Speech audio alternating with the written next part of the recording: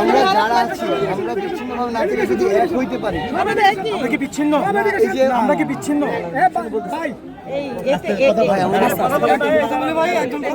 একই দাবি নিয়ে লড়তেছি।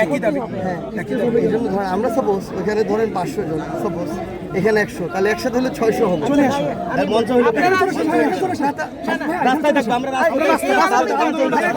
তাহলে এক কাজ করি, আপনারা যদি বলেন মঞ্চ সমস্যা, আমরা কালকে মঞ্চ সরাই দিব।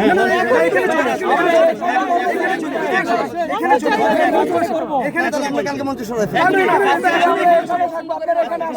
এখনই চলে আসো। ওই জায়গায় অবশ্যই আমাদের তো একটা প্ল্যান আছে। আমাদের মানে আমাদের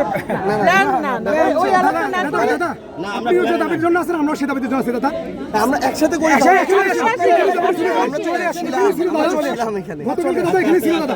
অনেকবার আসছে, এটা নেগেটিভ হচ্ছে। নেগেটিভ হচ্ছে কেন? ওরা ভাবছে যে দুইটা পক্ষ। আমরা তো মঞ্চে উঠবো না। আমরা তো মঞ্চে উঠবো না, আপনাদের নামতেই হবে। অন্তত 5000 মানুষ জুলাই আমরা লক্ষ লক্ষ মানুষ। আপনি আমার সাথে কথা বললে আমি বলবো যে কেন আমার ওই জায়গাটা বেটার। আমার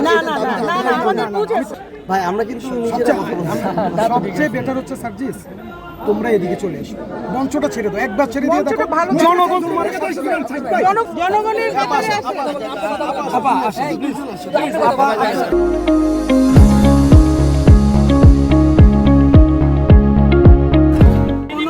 পার্থক্য নাই, পথের একটু পার্থক্য আছে, সামান্য। ওনারা একটা দামি মঞ্চ করেছেন, আর আমরা বলছি যে আমরা মঞ্চে কেন যাব? মঞ্চে গিয়ে আমার লক্ষ টাকার মঞ্চ তৈরি করা, মাইক ভাড়া করে, চেয়ার ভাড়া করে, এটা তো সেই দাবি না। আওয়ামী লীগের নিষিদ্ধ মানুষের জানের দাবি, প্রাণের দাবি। আপনি যদি গুম, খুন, ক্রসফায়ার, হত্যা, তারপরে জেলখানায় বছর পর বছর, সবচেয়ে বেশি হলো আপনার এই জুলাই থেকে মানুষকে গুলি করতে, এটার জন্য তো আপনি ওরকম একটা আনুষ্ঠানিক মঞ্চ করে করবেন না। তো ওনাদেরকে বলেছি যে আপনারা জনতার কাতারে আসেন। ওনারা বারবার আমাদেরকে চাপ দিচ্ছেন যেন আমরা ওনাদের ওখানে যাই। এখন সার্জিসও আসছেন, এর আগে আরও নেতারা আসছেন, পুলিশকে দিয়ে বলাচ্ছে। আমরা খুব অল্প কয়েকটা মানুষ, আমরা বলেছি যে না, আমরা কোনো মঞ্চে উঠবো না।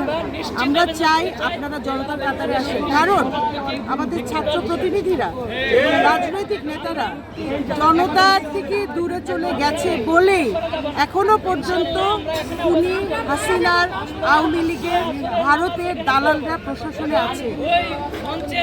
এই বুঝটা আমাদের হয়েছে, সেই কারণে আমরা বলেছি, যেই কারণে এই দালাল দোষরগুলোকে সরানো যাচ্ছে না, আওয়ামী লীগ নিষিদ্ধ করা যাচ্ছে না, যেই কারণে ওরা শহীদের খবর ভাঙার দুঃসাহস দেখাচ্ছে, সেই কারণটা আমরা বন্ধ করছি।